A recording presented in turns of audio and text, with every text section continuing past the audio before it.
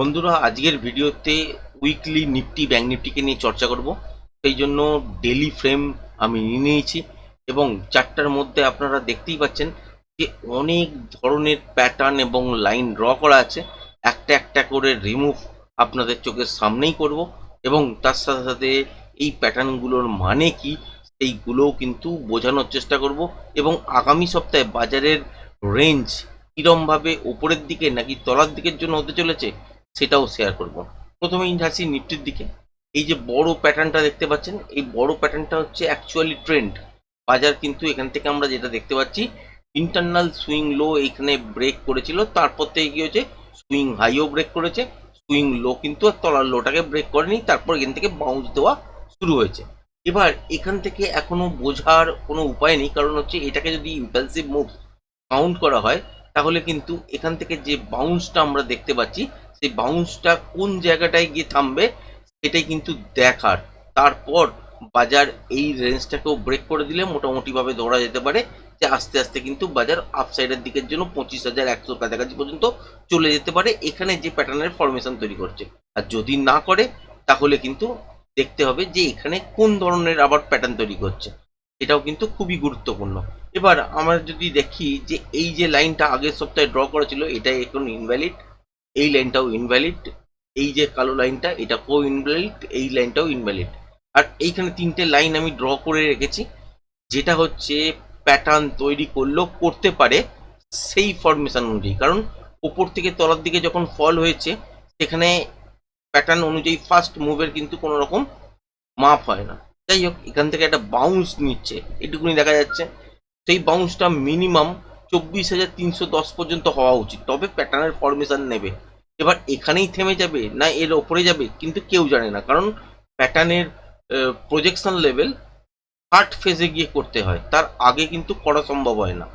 যাই হোক, সেটাও যদি আপনারা দেখেন ভালো করে, উপর থেকে তলায় পড়েছে তারপর বাউন্স নিচ্ছে, সেটা হচ্ছে প্যাটার্নের রূপ মিনিমাম ক্রাইটেরিয়া অনুযায়ী যদি দেখতে হয় তাহলে 24,310 এটাকে মিনিমাম টাচ করবে। এর ওপরে যদি চলতে শুরু করে দেয় বা এর ওপরে যদি হোল্ড করতে শুরু করে দেয় তাহলে হচ্ছে 24,400 পর্যন্ত একটা মুভমেন্ট পাই যাবেন। এটাকেও যদি ব্রেক করে তাহলে হচ্ছে 24,486 এই জায়গাটা পর্যন্ত মুভমেন্ট কিন্তু যেতে পারে। এর মধ্যেই কোনো একটা জায়গা থেকে আবারও রিটেস্ট করার জন্য চলে আসতে পারে, সেটা কিন্তু এখনো কনফার্মেশন নেই। তার মানে আগামী সপ্তাহে যেটা দেখতে পাচ্ছি সেটা এখান থেকে আপসাইডের দিকের জন্য 24,310 এইটা পর্যন্ত একটা টার্গেট দেখতে পাচ্ছি। এই লেভেলটাকেও ব্রেক করে যদি সাস্টেন করে বা ক্লোজিং পেয়ে যাই তাহলে 24,400 পর্যন্ত দেখতে পাচ্ছি, 397 মানে 400 কাছাকাছি পর্যন্ত। তারপরেও যদি লেভেলটাকে ব্রেক করে তাহলে হচ্ছে 24,486 বা 500 কাছাকাছি পর্যন্ত মুভমেন্ট দেখতে পাচ্ছি।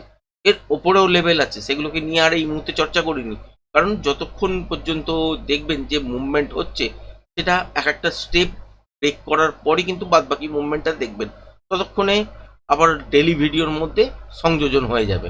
কিন্তু এবার যদি কোনো কোনো দেখা যায় যে এই 24,310 কাছাকাছি থেকে বাজার আর ওপরে চলতে পারলো না, বা দেখলেন যে 24,400 কাছাকাছি থেকে বাজার আর ওপরের দিকে যেতে পারলো না, তাহলে এখানে তলার দিকের জন্য রিটেস্ট করতে আসবে এবং তখন এই লেভেলটাকে ব্রেক করছে কিনা সেটাও দেখার, এবং কতটা পর্যন্ত যদি করে তাহলে কতটা পর্যন্ত করছে সেটাও দেখার, আর যদি না করে কত দূর পর্যন্ত আসার পর এখান থেকে আবার বাউন্স দিচ্ছে সেটাও দেখার। সেইগুলো দেখার পরই কিন্তু প্রজেকশন লেভেল কাউন্ট করতে পারবেন।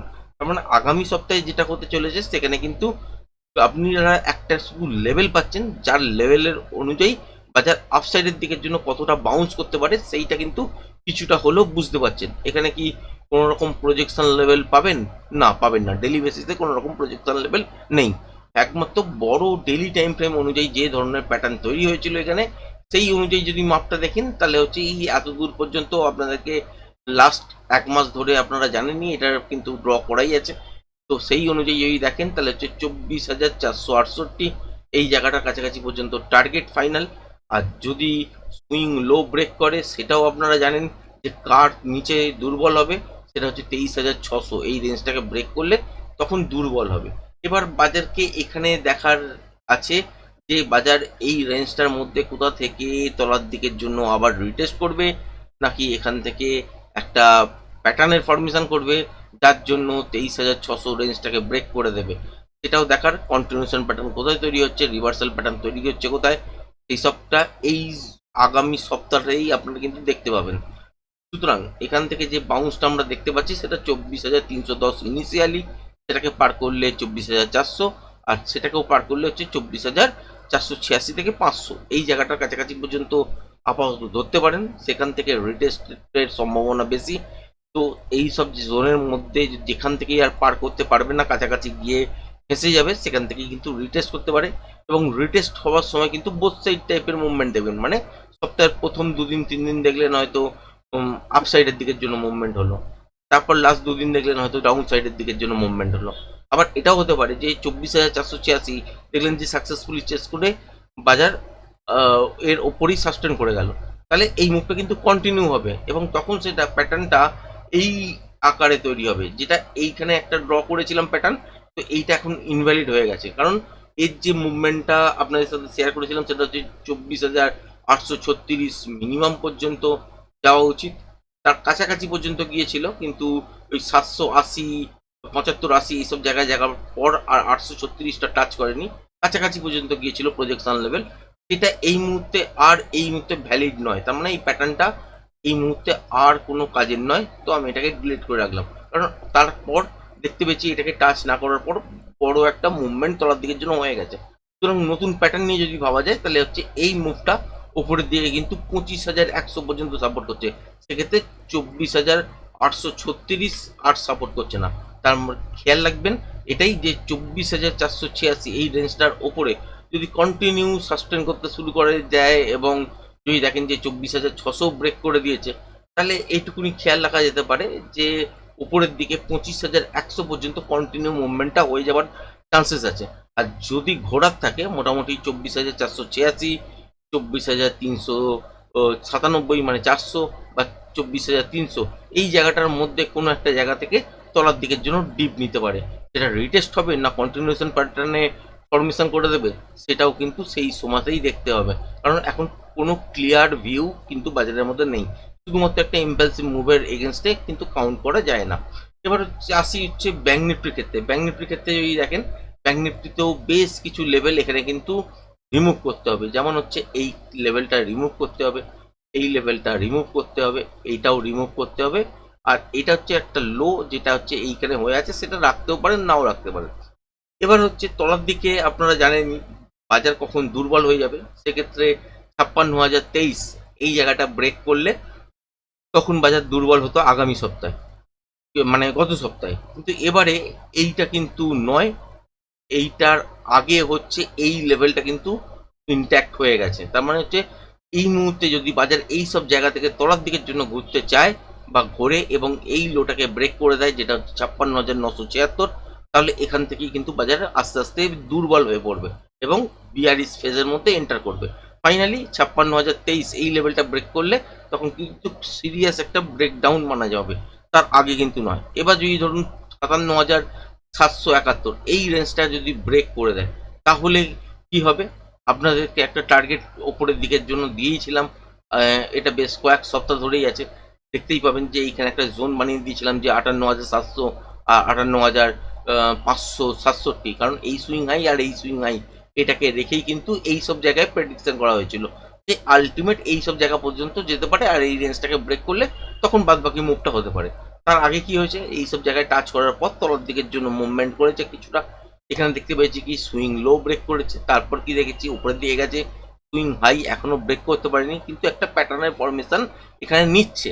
তো সেই প্যাটার্ন অনুযায়ী যদি বাজারকে কাউন্ট করেন এবং দেখেন, তাহলে এইটার যেমন গুরুত্ব আছে, মানে এই যে জায়গাটা সেটা হচ্ছে ডবল টপ টাইপের হয়ে আছে কাছাকাছি, একটা হচ্ছে 58,700-তে আর একটা হচ্ছে 58,567-তে। এটা একটা জোন হিসেবে রাখতে পারেন, মানে এখানে একটা রেজিস্ট্যান্স ফেস বাজার করতে পারে এই জোনটার মধ্যে, কারণ এখানে একটা হাই আছে আর এখানে একটা হাই আছে এবং তারপরেও যে হাইটা থেকে টাচ করে তলার দিকের জন্য এই মুভটা হয়েছে সেইটাও কিন্তু এখানে আছে, মানে 3বার কিন্তু এই জোনটার মধ্যে বাজার গেছে, সাকসেসফুলি শেষ করে দাঁড়িয়ে থাকতে পারেনি, তলার দিকের জন্য ডিপ নিয়েছে। এবার আমরা যদি দেখি খেয়াল করি তাহলে ওপর থেকে তলার দিকের জন্য বাজার পড়েছে, করার পর একটা প্যাটার্নের উপর রূপ নিয়েছে। এবার সেটা কতটা সাকসেসফুল হবে কি হবে না সেটা কিন্তু বাজারই বলবে। আলটিমেট যদি আমরা কোনো কারণে দেখি যে এখান থেকে ব্রেক করছে, যেটা হচ্ছে 761 এটাকে যদি ব্রেক করে, তাহলে ইনিশিয়াল আমরা হচ্ছে এই জায়গাটার টার্গেটে অ্যাচিভ করতে পারবো বা এর কাছাকাছি পর্যন্ত আসবো, যেটা হচ্ছে 58,230 এই জায়গাটা। এবং এটাকে যদি এক্সাক্ট রাখি 58,250 এই জায়গাটা আপনারা খেয়াল রাখবেন। তো এই সপ্তাহে এইটা হচ্ছে 58,250, এটা হচ্ছে টার্গেট। এরপর যখনই এটা ব্রেক করবে, সপ্তাহে ধরুন 2 দিন বা 3 দিন পর যদি বাজারে এটাকে ব্রেক করে দেয়, তাহলে এই যে জোনটা ড্র করে দেখালাম, যেটা হচ্ছে ঠিক এইখানটাতেই আছে। তো এইটা হচ্ছে নেক্সট টার্গেট হিসাবে ধরতে পারেন, যেটা হচ্ছে আপনারা দেখতে পাবেন যে ঠিক এই জায়গাটা। আমি এটাকে ড্র করতে গিয়ে বারবার একটু চেঞ্জেস হয়ে যাচ্ছে, কিন্তু এইটা হচ্ছে অ্যাকচুয়াল টার্গেটের জোন। তো যেটা হচ্ছে 58,700 থেকে 58,558 এই জায়গাটা। তো এটা একটা টার্গেটের জোন। আর এই প্যাটার্নটা যদি ফলো হয়, তাহলে তার উপরেও উপরে যাবে। কারণ হচ্ছে প্যাটার্ন অনুযায়ী যদি চলতে হয়, তাহলে এই রেঞ্জটা হচ্ছে ক্রুশিয়াল এই সপ্তাহের জন্য, যেটা হচ্ছে 58,250। তার জন্য 57,761 এটাকে ব্রেক সাকসেসফুলি ব্রেক করে চলতে হবে। এবং উপরের দিকে 58,250 একটা রেজিস্ট্যান্স ফেস করবে, যেহেতু প্যাটার্নটার ফরমেশনের হাফ পয়েন্ট হচ্ছে এই জায়গাটা। এবং এই লেভেলটাকে যখন ব্রেক করবে, এইখানে আগে থেকেই 3বার একটা সুইং হাই তৈরি হয়ে আছে এই জোনটার মধ্যেই। প্রথমবার এখানে, সেকেন্ড বার হচ্ছে তার তলায়, থার্ড বার হচ্ছে ঠিক এটাকেও ব্রেক করেছে, কিন্তু এই জোনটার মধ্যেই আছে। তার মানে 3বার টপ হয়েছে কিন্তু সাকসেসফুলি ব্রেক করতে পারেনি। এটা আর একটা মেজর রেজিস্ট্যান্সের জায়গা হবে, সেটা হচ্ছে 58,680 700 এই জায়গাটা থেকে 58,550-60 এই জোনটার মধ্যে। আর এটাকেও সাকসেসফুলি যখন চেস করে নেবে, সেক্ষেত্রে প্যাটার্নের মাপ অনুযায়ী এই জায়গাটার কাছাকাছি পর্যন্ত যাওয়া সম্ভব, যেটা হচ্ছে 59,030। এটা কিন্তু আপাতত রেঞ্জ হিসাবে বাজার কিন্তু শিফট করছে, বা প্যাটার্ন অনুযায়ী এই রকম ফরমেশনই দেখাচ্ছে। তো সেই জন্যেই আপনাদের সঙ্গে শেয়ার করলাম।